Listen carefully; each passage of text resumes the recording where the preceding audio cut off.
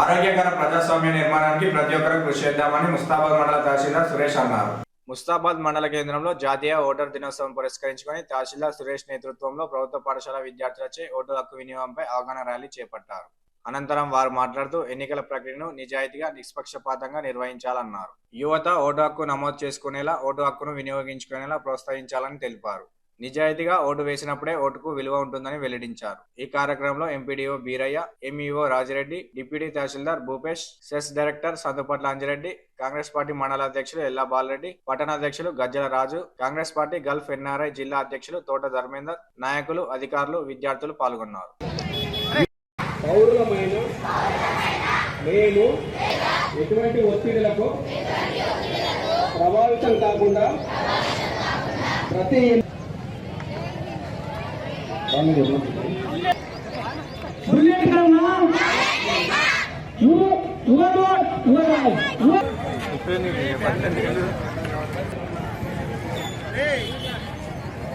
ముస్తాబాద్ మండల కేంద్రంలో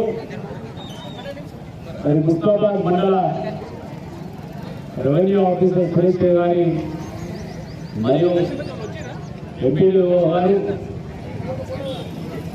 అదేవిధంగా మరి మండల విద్యాధికారి గారు, అదేవిధంగా ఉపాధ్యాయ బృందాలు, విద్యార్థులు, గ్రామ పంచాయతీ సిబ్బంది, మరి పత్రికా సోదరులు, మరియు నాతో పాల్గొంటున్నటువంటి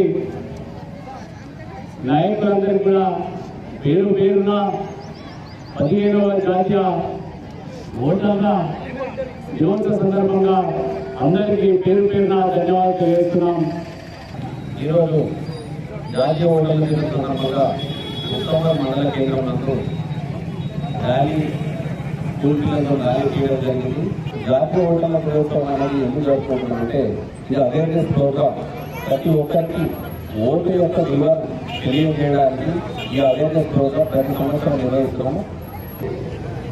లేదు వాళ్ళు ఇప్పుడు ఈ నిరంతర ప్రక్రియ కాబట్టి ఓట్లు ఒకసారి మీరు చెక్ చేసుకొని వాటిని సరిగా ఉన్నాయో లేదో చూసుకోండి. ఎలక్షన్ టైంలో మాకు చాలా ఇబ్బంది. ఎలక్షన్ టైంలో వస్తుంది, నా ఓటు మిస్ అయింది, నా ఓటు పోయింది, నా ఓటు ఎవరో తీసుకుంటారు, ఎందుకు తీసుకుంటారు గొడవలు చూస్తారు. అందుకే సర్పంచ్ ఎలక్షన్స్ ఇప్పుడు ఈ ఇయర్ అంటే ఎలక్షన్ ఇయర్ కాబట్టి ఓటును ఒకసారి మీ సేవా కేంద్రంలో చెక్ చేసుకున్నాం. తర్వాత లేనట్లయితే మళ్ళీ మీతో అప్లై చేసినట్లయితే ఆ ఎలక్షన్ అప్డేట్ చేయడం ఎలక్షన్ డేటాలో అప్డేట్ చేయడం ఉంటుంది.